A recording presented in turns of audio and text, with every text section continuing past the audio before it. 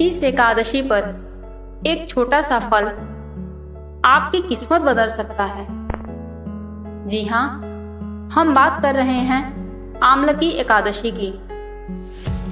हर साल फाल्गुन शुक्ल पक्ष की एकादशी को मनाई जाती है आमलकी एकादशी। लेकिन क्या आप जानते हैं कि इस दिन आंवला का इतना बड़ा महत्व क्यों माना गया है? क्यों इसे भगवान विष्णु का रूप कहा गया है? आज हम इसी पवित्र रहस्य को समझेंगे। आमलकी शब्द आया है आंवला से और शास्त्रों में वर्णन मिलता है कि आंवला के वृक्ष में दिव्य ऊर्जा का वास होता है। माना जाता है कि इस पवित्र वृक्ष में भगवान विष्णु स्वयं विराजमान होते हैं। यह सिर्फ एक फल नहीं है, यह शुद्धता का प्रतीक है, यह जीवन शक्ति का प्रतीक है। पुराणों के अनुसार जो व्यक्ति आमलकी एकादशी के दिन आंवले के वृक्ष की पूजा करता है उसके पापों का नाश होता है और उसके जीवन में सुख समृद्धि का प्रवेश होता है। लेकिन इसका रहस्य सिर्फ इतना ही नहीं है। आंवला को आयुर्वेद में अमृत फल कहा गया है। यह शरीर को रोग से बचाता है, रक्त को शुद्ध करता है और शरीर में नई ऊर्जा भर देता है। ध्यान दीजिए, जो वृक्ष शरीर को शुद्ध करे, जो जीवन शक्ति बढ़ाए, उसे ही शास्त्रों ने भगवान का रूप माना। इसका अर्थ है प्रकृति ही परमात्मा का स्वरूप है। आप सुनते हैं आमलकी एकादशी की पवित्र कथा। एक समय की बात है, एक धार्मिक और न्यायप्रिय राजा था। वह हर एकादशी का व्रत बहुत श्रद्धा से करता था। आमलकी एकादशी के दिन राजा ने आंवला के वृक्ष के नीचे विष्णु जी की पूजा की, दीप जलाया, भजन गाया और पूरी रात जागरण किया। उसी समय एक शिकारी वहां से गुजर रहा था।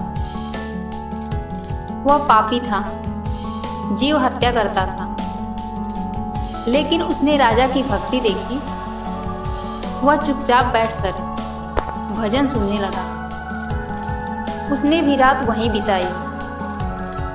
समय बीता और जब उस शिकारी का देहांत हुआ तो अगले जन्म में वह एक महान राजा बना, सिर्फ इसलिए क्योंकि उसने आमलकी एकादशी की रात भक्ति भाव से बिताई थी।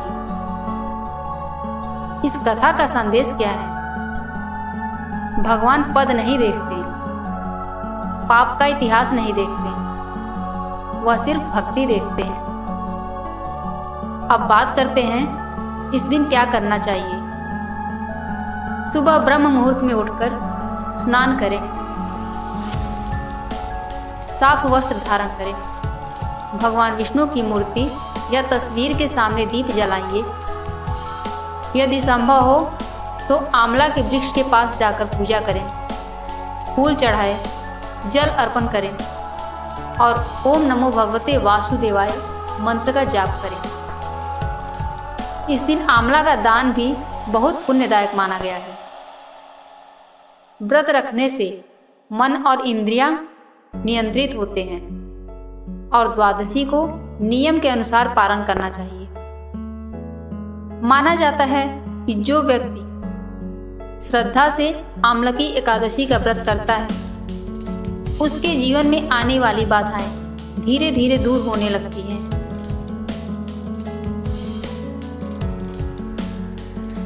घर में सुख समृद्धि का वास होता है और भाग्य का द्वार खुलने लगता है। लेकिन सबसे बड़ा लाभ क्या है? मन की शांति। और जब मन शांत हो जाता है तभी सच्ची समृद्धि आती है। तो इस आमलकी एकादशी पर सिर्फ एक फल की पूजा मत कीजिए, प्रकृति के प्रति कृतज्ञता व्यक्त कीजिए, भक्ति के साथ एक दिया जलाइए और भगवान विष्णु का स्मरण कीजिए। हो सकता है यह छोटी सी भक्ति आपके जीवन में एक बड़ा परिवर्तन ले आए। जय श्री हरि।